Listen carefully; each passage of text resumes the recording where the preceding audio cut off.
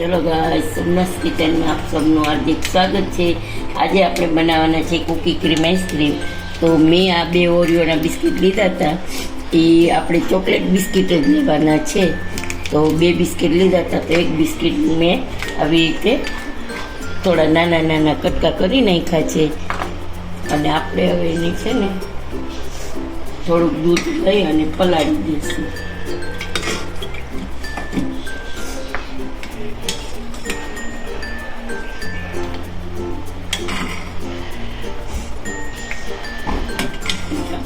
પલાળી દઈશું 5 મિનિટ રહેવા દઈશું એટલે એકદમ સરસ ભૂકો થઈ જશે। અને મેં અહીંયા 500 ગ્રામ એટલે કે અડધો લીટર દૂધ લીધું છે અને એક દિવસની તાજી મલાઈ છે। મેં અહીંયા અડધો લીટર દૂધ લીધું છે અને બે બિસ્કિટ લીધા છે, ઓરિયોના ચોકલેટ બિસ્કિટ છે અને આ આજની ફ્રેશ મલાઈ છે એક દિવસની આપણી। તો હવે છે ને આપણે દૂધને ઉકાળવા મૂકી દઈશું અને અહીંયા મેં બિસ્કિટને પલાળી રાખ્યા છે એટલે એકદમ સરસ પોચા થઈ જશે, મિક્સ થઈ જશે। જોઈ શકો છો કે આપણું દૂધ એકદમ ઉકળી ગયું છે અને ઉફાણો આવી ગયો છે। તો આપણે એમાં આટલી દૂધના ભાગની ખાંડ 3 ચમચી ખાંડ છે એ નાખી દઈશું અને ચલાવી લઈશું। પછી હવે છે ને અહીંથી સાઈડમાંથી જે પરખ થઈ ગઈ હોય એ લઈ લેવાની અને આમાં ફૂલ ફેટવાળું દૂધ આપણે લેવાનું છે। હવે એક ઉફાણો આવે એટલે આપણે આ જે છે લિક્વિડ એ નાખી દઈશું અને ધીમે ધીમે નાખી દઈશું અને ધીમે ધીમે કરી। તો જોઈ શકો છો બિસ્કિટ એકદમ સરસ એડજસ્ટ થઈ ગયા છે અને એકદમ સ્મૂથ પેસ્ટ થઈ ગઈ છે આપણી રેડી। તો જોઈ શકો છો એક હાથે આપણે નાખવાનું છે ધીમે ધીમે અને ચલાવતા રહેવાનું છે।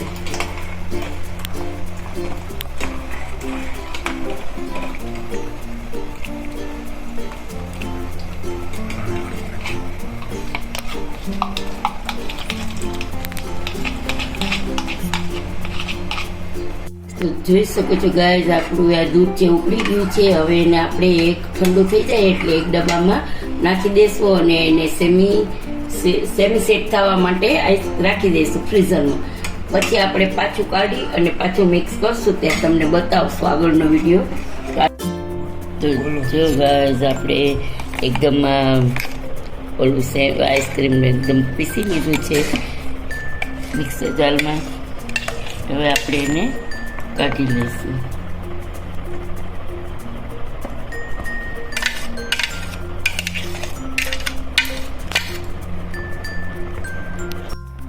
બોલો। તો જો ગાઈઝ આપણે જે ઓરિયો બિસ્કિટનું એક પેકેટ રાખ્યું હતું એમાંથી આ નાના નાના પીસ કરી લીધા છે મેં। તો હવે આપણે આ મિક્સરમાં આપણે મિક્સ કરી દઈશું અડધા આપણે એમાં મિક્સ કરી દઈશું એટલે અંદર ખાવાથી પણ તમને એકદમ સરસ ક્રન્ચી લાગે। અને પછી ચલાવી લઈશું આપણે આ મિક્સરને।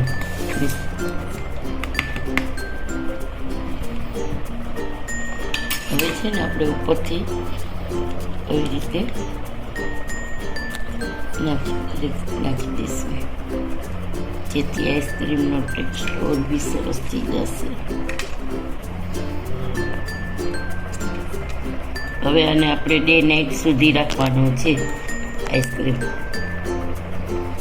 ફ્રીઝરમાં।